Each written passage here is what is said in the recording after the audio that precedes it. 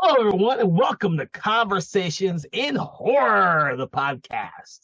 I am your host, Kevin L. Powers. I am also the festival director and program director for Something Wicked Film Festival and Events, and welcome to our podcast today.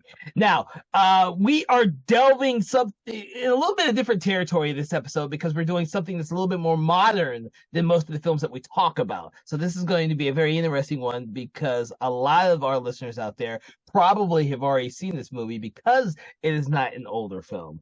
We're gonna venture off into this with this film, but we hope to bring some more modern day films in as we go along because we know how much you, the audience, love some of these modern day films. So the film we are discussing today, obviously, if you've read the title of the episode, is Ready or Not. And to speak about this film with me is Philip Ray and Sarah Panazzo, who I hope that you all know very well by now. But thank you two for joining us for the show. Yeah, thanks, Kevin. Thank you for having us.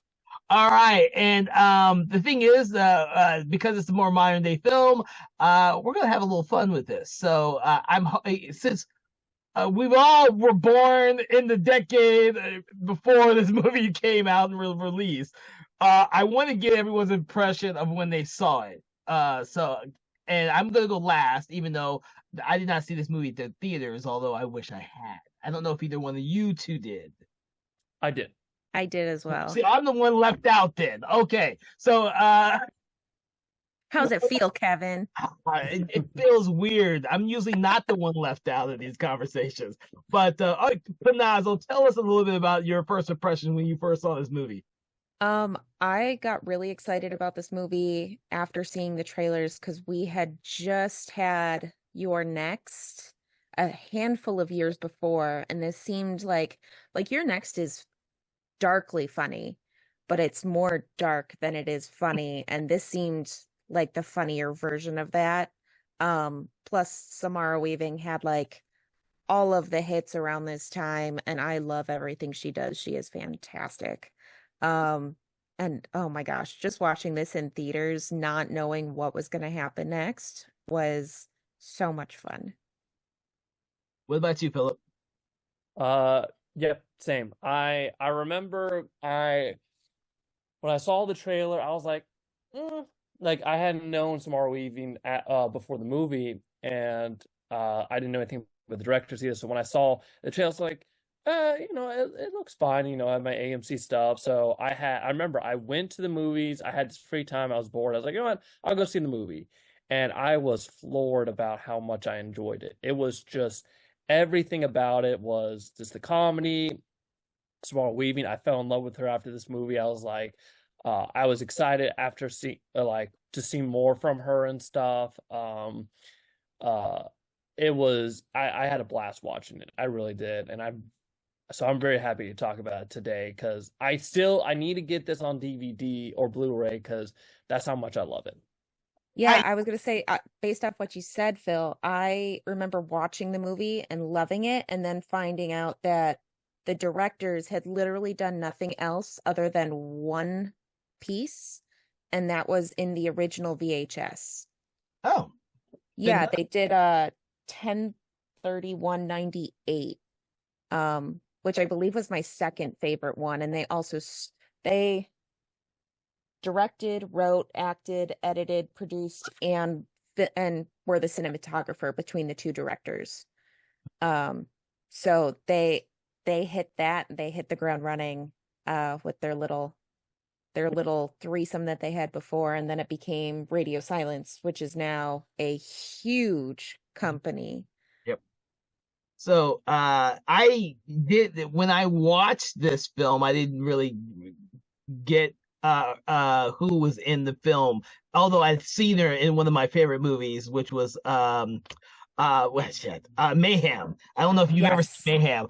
I saw Mayhem when it came out, and I was fucking floored by that movie. I thought it was the funniest freaking movie I'd ever seen at the time. And Steven Yeun and Weaving were like perfect in that movie. And then I realized that I'd seen her again in the remake of Picnic at Hanging Rock, which I thought was one of the very few remakes that I thought were actually really good compared to the original, because I always love that story. I've seen the original maybe way more times than I probably should have. So I was dying to see the miniseries when they redid it. But I didn't recognize that she was in this movie until after I saw the movie. I was like, oh shit, I know who this is. I was like, oh crap, why didn't I see this before? And then of course, it's the same thing happened with the babysitter. I skipped over the Yes. babysitter because it didn't click with me when I kept seeing the trailers for the babysitter. It didn't click to me It until the second one she came out. doesn't look like the same person. Like it's not the same. Yeah, Uh, it just didn't click with me at all. yeah. I did the exact same thing. I remember looking at her name and I was like, I know that name. And then I was like, oh my God, it's her. Yeah, that's exactly what I did, and I wish I had realized this beforehand, and I would have seen Ready or Not at the theater because I wanted to see it, but I was like, Well, now you can see the sequel in theater. yes, I know. I don't know if it needs a sequel though. I mean, there's been a lot of people talking about it. I'm interested because of the director they have attached. Adam Robitel. He's the guy who directed and wrote Taking of Deborah Logan, which is one of my favorites. Um, he wrote Paranormal Activity, Ghost Dimension, and then did director for Escape Room 1 and 2 and Insidious 4, I think. Oh well, he did the escape room movies. I enjoyed both of the hell out of those movies. Yeah, those were really interesting and entertaining. Mm-hmm. Okay. Oh, so yeah, I was like, okay, he did Taking of Deborah Logan. I'm sold. That movie we definitely need to talk about later. I just realized that's not on our list, and that is actually a really brilliant movie. So It is. I also have a pairing to go with it called Relic. oh, Not the like one in Relic. the Field Museum, not that one. I know which one you're talking about. But they're very good sister pairings. That's actually a really good point. I don't know if Yes. Philip has seen either one of them, so I've not. Taking of Deborah Logan is just mwah. it is. It was better than I was anticipating it. Kind of like this movie. I didn't when I went in, I didn't really have much expectation. I saw the trailer. I thought the trailer was good, but it didn't. For me, it didn't make me want to go see it at the theater right then and there. It wasn't till later, which is why I missed it, which is why I hate myself. Deborah Logan was very much like that too. I didn't see when it first came out. I waited and I kept hearing a bunch of stuff about it. And I was like, damn, how did I? And then when I finally saw it, I said, holy shit, how did I miss this movie? I was like, and I don't know what it is. There's certain movies that excel at being better than what you think they are. It's like Cabin in the Woods was better than you Yes. expected to be, but you're not expecting what you get. And I think that's one of the great things about Ready or Not. I think that is something that you're not expecting. And it was a perfect blend of both the horror and comedy, which is very rare. It really is. And it walked so Abigail could run because they did Abigail as well. And that just kicks it up to 11. Well, it's like with Ready or Not, it's like, because, talking about the trailers and stuff, again, you look at the premise and it's like, everyone's made the joke before about, oh, we're going to make hide and seek a horror movie. And if you told anyone that, they'll be like, that sounds stupid. That sounds like, that sounds like the early 20s when they were doing like really kind of like bad premises for horror movies, like, oh, I guess we'll make, I don't know, a squirrel the villain. We'll make like a shark. We'll make A zombie beaver, a shark tornado, a shark Zombie tornado. Beaver? Yeah. It's going to be, so that's what people think about and stuff when they hear that premise. Like, so that's why it's like everyone's expectations. And again, Samara Weaving, no one, like, she wasn't a big name, so everyone's expectations were super low. And I think that's why this movie succeeded so well, because everyone's like, holy shit, this actually is well thought out. It really is. The comedy is just really well. The actors are all phenomenal character actors for the movie too. I mean, they portrayed their characters like perfectly. And there's really objectively not like a lot of big names like on it, so it was not banking on like its star power a lot. And honestly, like, again, that's one of the good things. It made Samara Weaving's career. It made a lot of the cast is now someone's like, oh yeah, so like I think that makes it great because because there's no name attached to it. It's just the story you have to like get into, and then again, they just do it so well. Well, Yeah. and then the fact that this was the introduction for Radio Silence, this was the first thing they all got together, and then they expanded from here, and they've done like 4 or 5 different movies at this point, I want to say. I think so, because didn't they do one of the Screams, or are they coming up to doing one? They did They did 2 Scream movies. They did Okay, so 5 they- and 6. Okay. And then they did Abigail, so there's 3 right there, but then they did like Devil's Due, Southbound, and then the 2 directors are the main producers for all of the VHS movies now. They did Devil's Due? Yeah. I did not know that. The things I'm really excited for with them though is they've got a couple of things for future projects in the next 2 years. The Butcher and the Wren, which is based on a fiction novel, a fantasy novel, I believe. Fountain of Youth, which is going to be a semi-comedy, I believe, about a bunch of these younger celebrity actors, kind of like this is like a mesh of different stars, and it's a brother and sister trying to search for this Fountain of Youth. But then they are the ones who've been given the reins to Escape from New York. And it's going to be the sequel with Carpenter as an executive producer.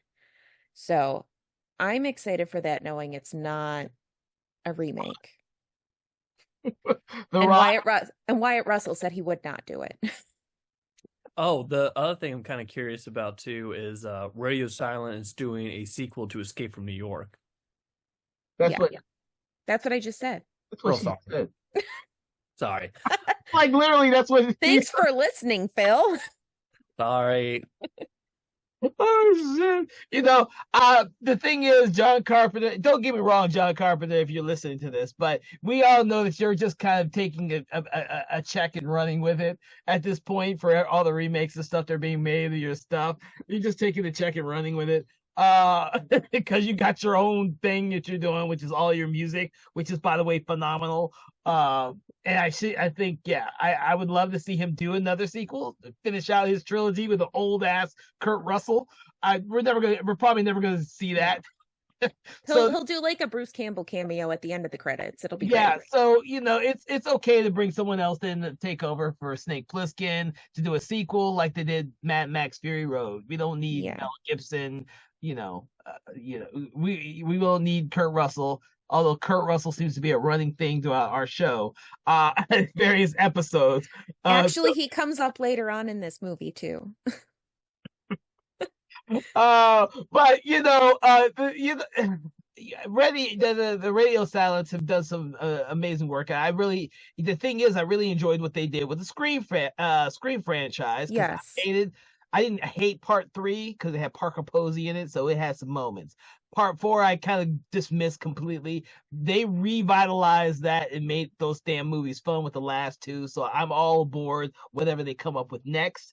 Yeah, because they did 5, 6, and then is 7 the one that's in the works now? 7's in the works, but they dropped out of that. Yes. Something else. So yeah, because they who was it? Fox, Warner Brothers, whoever took over and decided to get rid of their lead actress. But interesting enough, one of the directors and both of the writers appear in the movie. The 2 writers are the YouTube guys who are trying to teach you how to use a crossbow. And then Matt, the director, I believe was the guy screaming in the car driving down the road when he's like, "Get out of the road!" and she screams, "Fucking rich people." Apparently that was him. So I do want to say this before we roll on that when we talk about stars in the movie, you do have 2 people who are not used to being in horror films, and I have to mention them, which is Andie MacDowell, who you're not expecting to be in a fucking horror movie. And especially, I don't get me wrong, I grew up watching a lot of shit with Andie MacDowell, so when her in this movie was like a complete shock. I was like, ready or not, I didn't even know you were still acting, but that's a weird one to be in. And then don't get me wrong, I know I'm mispronouncing his name, but he's a character actor and he's always done some amazing work, which is Henry Czerny. I don't know if you pronounce it. I believe so. And actually, it's not his first like horror movie. He's done a handful. He was in Fido and Falling Skies. Oh, he was in Fido. And then he was also in Exorcism of Emily Rose. Yeah, I don't remember that. Sorry. That was like a very, very C+ movie. It was okay to watch once, and I've completely erased it from my brain. Well, it's great because I brought up all the horror movies that he was in, and then how he appeared in Scream 6. And my husband's like, no, Mission Impossible and Clear and Present Danger. Yeah. That dude has done so much shit. And I think I see him as a character actor. He just appears in shit randomly. I was like, God damn, I know that guy. And then of course he was in this movie, and he has some of the best moments of any of the supporting characters. I mean, there's so many good ones, and then like Melanie Scrofano, who I've only known her from Letterkenny as a ridiculously drunk neighbor who loves her gin and tonics. And then she was in Winona Earp, where she's like a demon hunter or whatever, and she's a like professional badass. And then seeing her play this character in this movie, it's very, very funny. I also go ahead, Philip. I also really liked Charles Braun. He was the clueless husband. Oh yes. He was the one who was watching the video about how to use the crossbow. I loved him too. He was so funny. I mean, the whole cast is just great. I mean, you've got the maids and the butler, who all have their own little tidbit of stories peppered in there. And Adam Brody as like a second player is just phenomenal. So for me, Adam Brody is like this actor who just kind of shows up at random stuff, and I never remember him in anything. Did you never watch The OC, Kevin? I did not watch The OC, but I am very aware of him being in The OC. Just like everyone is aware of The OC. I happen to not watch anything of that damn show other than the pilot. I was like, oh my God, no. I was a teen girl in the 90s, 2000s. I had to watch it at least once. Okay, off subject. I can get into some shows that are more female driven than they probably they should be.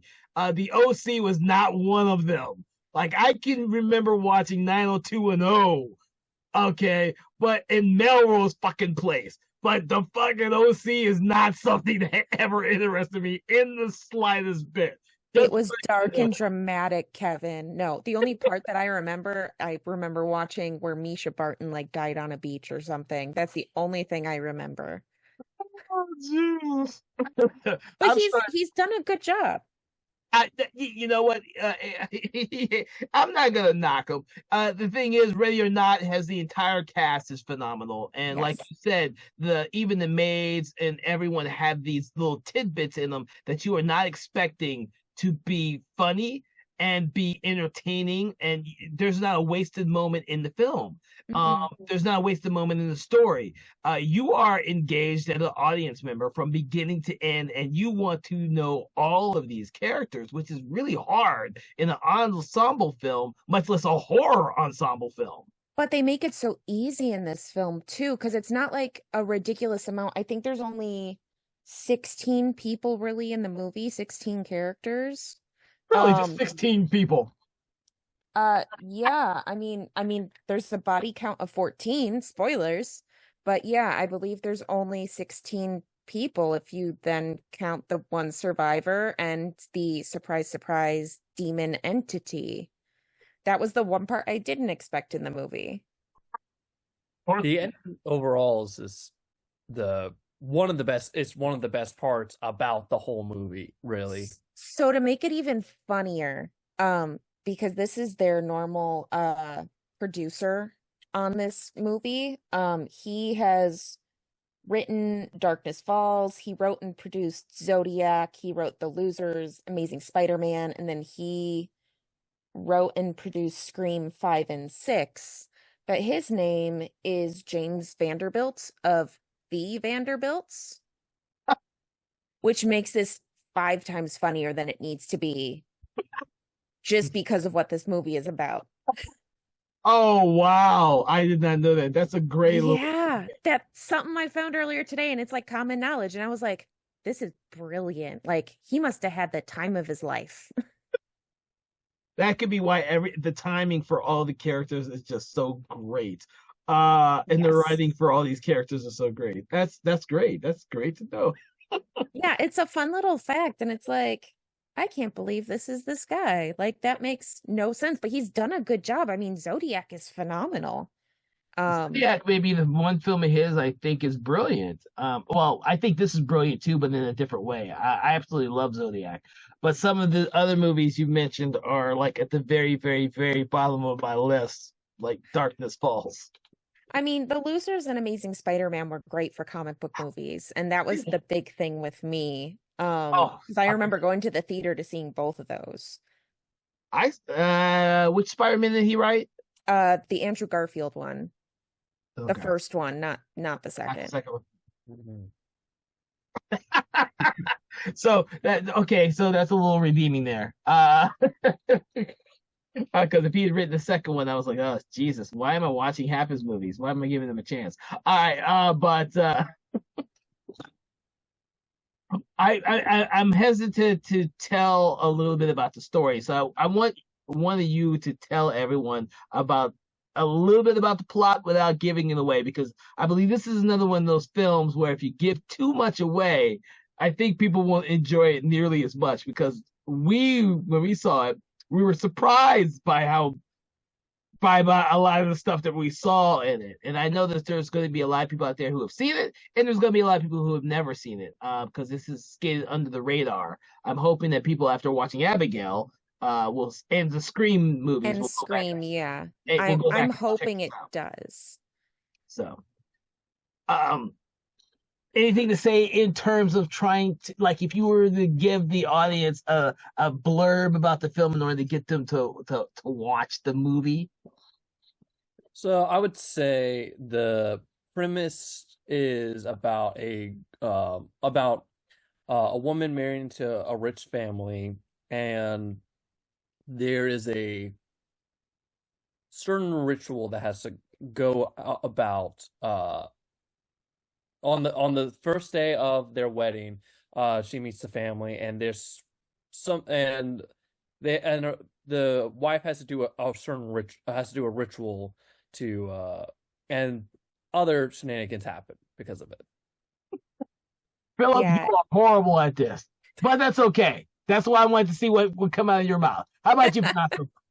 So, a woman is marrying who she believes to be the love of her life and finds out that not only has he not seen his family in multiple years, but he is among one of the richest families in the United States. I don't think they really specify where.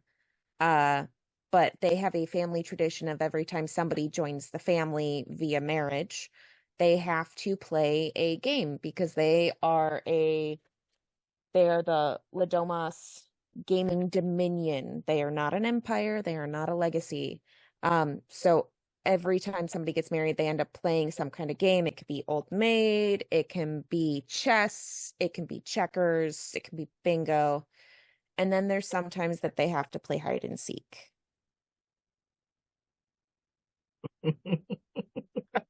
And to add on to that, hide and seek with some dire consequences for Yes. somebody, which is where the horror and the comedy come into play. Panazzo mentioned a great movie earlier, which is You're Next, which is a film that might be darker than it is funny. For me, who grew up on watching 5 billion slasher movies from all the decades and not just the 2000s, I have a very rich background in slasher films and thought fucking Your Next was hilarious as shit. But that being said, this one plays the comedy much closer. And so Yeah. audiences, and there's a lot of in jokes. As now, when I rewatch it again, I might even have even more stuff to think about because of the whole Vanderbilt thing. I'm like, oh, that's just great there. Now I need to watch it because of that. But those aspects are what makes this movie much more interesting than some of the other horror films that we watched and talked about, because this one can be accessible to a lot of different audiences. People who don't normally go see horror movies can go watch Ready or Not and enjoy it. And there are moments of gore, and but it's not there's nearly, like two main gore scenes that are a little much. but they're nowhere near on the level of You're Next. No, not at all. And I think that's where, like I said, the difference is there's that darkness of You're Next where it's very gruesome compared to this, where this every death is played for laughs. And that's a good word. Yes. Yeah. And it's very well done. You get that gratuitous violence, and it's done very well. It is quite graphic, but you don't quite get as graphic as You're Next. Yeah. I almost think the humor is almost close to Hobo with a Shotgun, but not as gory either. That one almost was like a trauma film without actually being a 100% trauma film. Because it's not as funny as like Tucker and Dale versus Evil, but it is a comedy. I think for me, talking about the comedy, like one of my favorite things about this movie, I think this is also why I think it is accessible for a lot of people, is it plays thing you don't see often is, what if the killers are incompetent? Like, what if they don't know what the hell they're doing? Well, and it's all very realistic. And I mean, it's why Samara Weaving plays a really good final girl, is she's not like wearing that plot armor where she's undamageable and she just manages to get through the night. Like, she's getting shot in the hand, and she's like getting scraped and having to jump out windows and barely escaping. And it's like, how far can you push yourself before you just give up and just accept your death? There's one good moment with her, like near the end, going with that. She's basically kind of like becomes like primordial. Like she just starts like grunting and screaming because her screams are so primal. It is impressive. Well, the thing is, I saw the tone closer to Cabin in the Woods because of the you had the same type of character, but I believe this film is much more successful in terms of the ensemble cast. I like some of the characters in Cabin in the Woods. I don't love all of them. I think this film does a tremendously brilliant job with showcasing the entire cast, the different types of characters, and the situations that they are. That each one of these characters is completely different from everyone else. But Cabin in the Woods is also playing on cliches because they've all been drugged too. So and I mean, they give them all such like distinct backgrounds. Like, you've got the opening with Helene and her husband, which happened 30 years prior. And then you get Helene interacting with her niece, where she just calls her brown-haired niece. And it's this whole thing of her niece's husband got like the easy game. He played old maid. And so he got to live, whereas her husband had to play hide and seek and did not survive. And so you can see that like jealousy and hardness of, I did not get to be the fun-loving, happy girl like my niece is, who's cracked out of her mind the entire movie. But like, you see those conflicts. You see the conflicts between the brothers, where Daniel is very conflicted as a family whole of, why are we even doing this? Just put us all out of our misery. We're awful people. And then just the whole aspect of the mothers trying to protect their children. It makes some very good conflict in the movie that makes it very realistic. Well, again, what goes great with that is there's that air the entire time of, is this real? Like they think, oh, if we don't continue, we're going to die. And and you kind of question that the entire time. Like, is that true? Or is this stuff that they've made up? And you really question it to the end. And that's honestly such a good subline with that too. And it's the payoff is so good with that. Well, and it would have been a good movie with it or without it. Like if they would have just ended with like it's dawn or whatever, and then just kind of end it there of like, well, did nothing happen? Do they pull a Sopranos of like we don't know exactly what happened? Or do they do the payoff that they did? Trust me. We're not gonna reveal the payoff, but I will say it had me laughing my ass off the first Oh time. yeah. Oh yeah. I don't think this is one of those films like Tucker and Dale versus Evil, where I just every time I watch it, I just can't stop laughing and laughing more. It's rare that I come across a good horror comedy that does that. I really do enjoy a good horror comedy that doesn't break its own rules and makes for a very good film. Because it rewards the repeat. And those are the type of horror comedies I like to watch. I like to rewatch them. More Well, so then you'll a slasher movie. I will definitely rewatch a horror comedy more times than I will a standard slasher movie. So Yeah, and so it will interest you to know that there was a different ending originally that based on the time period they decided to rewrite the ending. Which is good. It reminded me a little bit of um Get Out with that. Of like they had originally a more darker ending in that movie and Yeah. they decided, you know what? It's Let's too make bleak. let's Yeah. too bleak. Let's not make a bleak ending. And for both of these movies, I would say that's a good call because the bleak ending I think wouldn't have it would have maybe been okay, but I think the endings they chose actually makes the movies better. Yeah, I, because it flows. The ending is what makes you come back every single time. Like it would have been a complete tone change if they would have kept the original ending. I will agree with you on both on that because I believe if they had changed the ending to the more bleak ending, it would be like something me and Philip already discussed, which is unfortunately you missed out on that one. The ending to The Mist. If The Mist had a happier ending, I think more people would have watched it more than once. I think because that is such a bleak ending, it's one of those movies that people watch once and never watch again.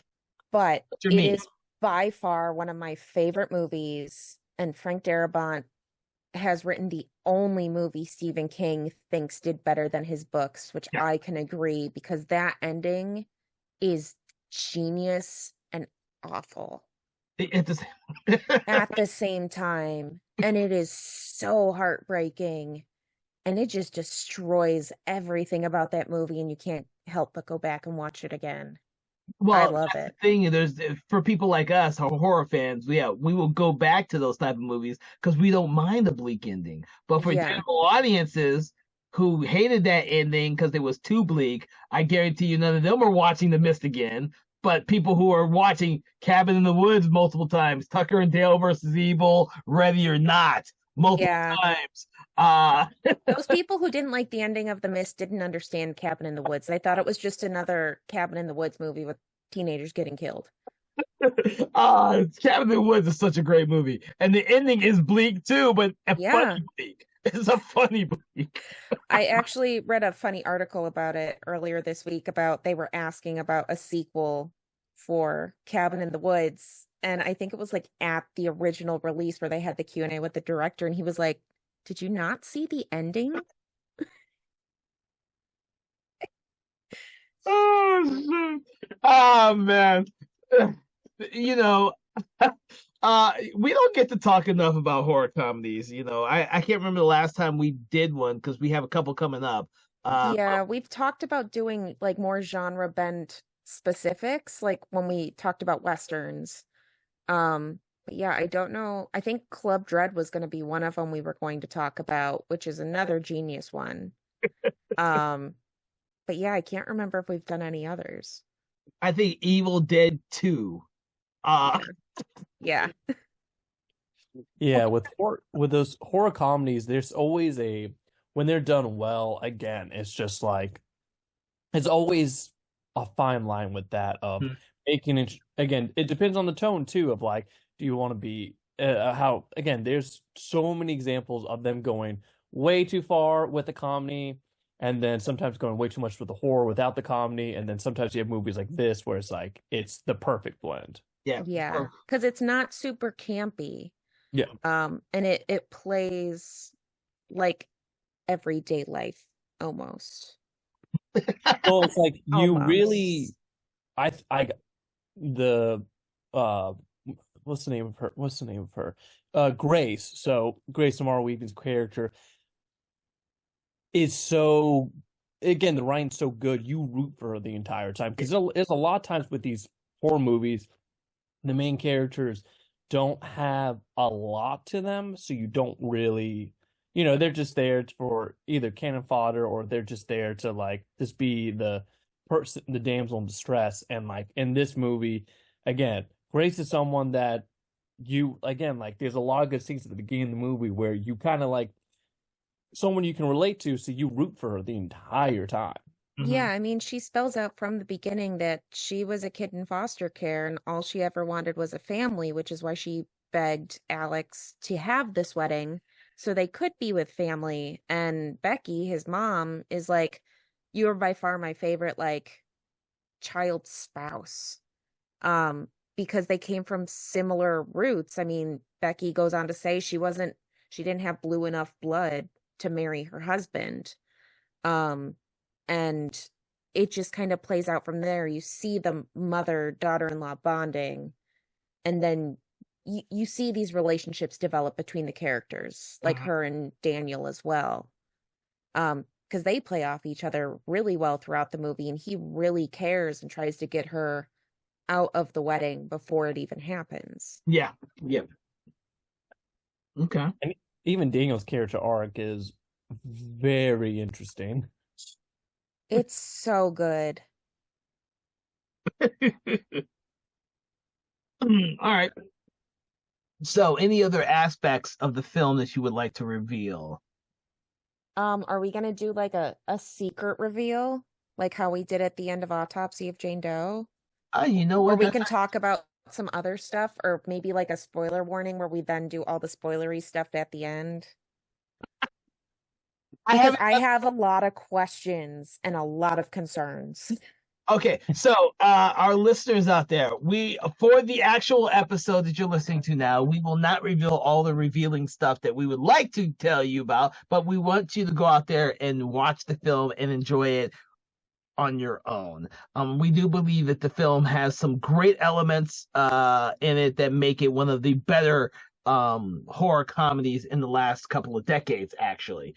So we won't reveal those to you right now. But at the end of this episode, we will be recording some what we like to call cut scenes.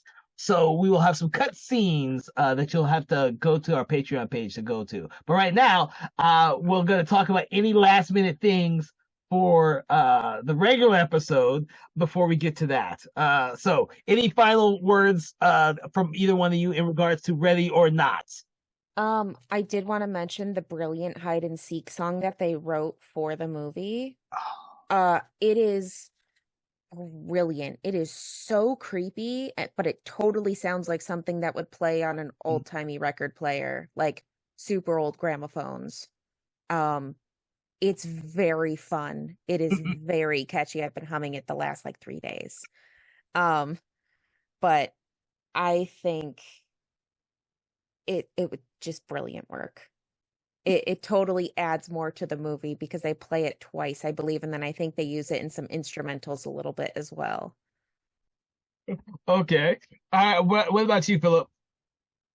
Again, I think it really is again, if you're someone who can't do a lot of horror, especially the like when it gets really gory or bloody, I think this is the movie for you, that you can watch that stuff and just enjoy the hell out of it and stuff. And then go see Abigail after watching this. That one's like this one on cocaine. There is so much blood in that movie. There is. I think me and Philip discussed a little bit about Abigail. I thought Abigail, for like the first 2/3, 3/4, I really fucking enjoyed. I just didn't care as much for the ending in that one. It's not nearly as much as I have in their Scream movies or in this film. We'll have to talk about that later tonight. We should do Abigail. Yeah, I was gonna say we need to do an It Abigail episode. Just hit DVD this week because I got it in the mail. Hey, I got mine in the mail about a month ago. I mean, How did you get yours a month ago, Kevin? Because I have a Chinese import. So I do have some. Go ahead. okay, anyone who's listening out there, don't think it's bad to buy some Chinese products. I do get some imports early because I missed the movies at the theater, and for some reason, there's a couple companies out there in which you can get the films really early before they reach the U.S. on DVD. That's all I got, Abigail. That's all I got. A ton of movies that I miss. I just get them from this place, this website, and I get to watch like their pristine copies of Blu-ray. So. Abigail, yes, I saw that. I sat on my shelf for a couple of weeks before I actually got around to watching it. But I think me and Philip discussed it recently, and we should definitely do an episode of Abigail because it would partner up with this pretty fucking brilliantly. So it would. I do have some technical facts before we go into secret. Okay, go ahead. Secret mode. So it had a budget of $6 million, and it made a worldwide gross of 57.6. It did, I believe it said over 8 million in the US alone for opening weekend. Yes. So it was very well done. There was only one set built for the entire film, and that was the goat pit. Everything else was filmed on location in Canada at Casa Loma, which is Spanish for Hill House, which I thought was hilarious. That's where they filmed like X-Men, that's Xavier's University, Chicago, Scott Pilgrim, Crimson Peak, Titans, Hemlock Grove, etc., etc. Okay. And then they also filmed at Parkwood Estate, which I believe was most of the backyard garden section, which is Billy Madison, The Boys, Chicago, Doom Patrol, Hemlock Grove, X-Men Again, and Nightmare Alley. So they're both giant mansions that are open to the public for like tours and such. But yeah, just the fact that that's Billy Madison's backyard is kind of funny. Which on a side about note, rich people and their stupid stuff. Well, on a side note, I have heard rumors that they're trying to do a Billy Madison too, and I'm like, They are. oh my god, it's true. Oh. Yeah. Yeah. Oh, He's got to okay. keep his friends busy and earning money. The other stuff that I found out was there were 17 different versions of the wedding dress, and they had to teach Samara Weaving how to drive or to look like she was driving because she had not driven yet, I guess. Or maybe she had never driven US style. I don't know how they drive in Australia. I don't either. It is funny because going like not knowing how to do stuff, the actress for Charity, they never told her how to hold a spear gun. Yes. They decided to continue not to tell her, which again, that goes in the whole hilarious thing of, again, they're all Nobody's trained. These things are in the house. Yeah, they've never killed before, so they're just kind of like, I don't know what to do. How to use a crossbow. How to use Grandpa's guns. Speaking of Grandpa's guns, there are 3 main guns in this movie, and I only noticed it because of Grace's gun halfway through the movie. So the first one that's really big is Emily's gun, which is a pepper box, which conveniently is the version of the gun in Clue since 1972. Grace's gun, which was a William Moore and Company 8-gauge shotgun, was only used in one other film, and that's what I recognized it from, is Bert's gun in Tremors. It's the elephant gun. Oh my god, that's hilarious. And then the last one, I said I was going to bring up our favorite person again, but the last gun is Tony's gun, which is the Winchester Model 1892, which was used in a ton of Westerns. But on top of that, it was in Creature from the Black Lagoon, Them, The Blob, Fury Road, Tremors again, and then our favorite, Bone Tomahawk. It is Kurt Russell's gun. Of course. I know. So I thought that was really funny. Yeah. Well, we're creating the 7 degrees of Kurt Russell.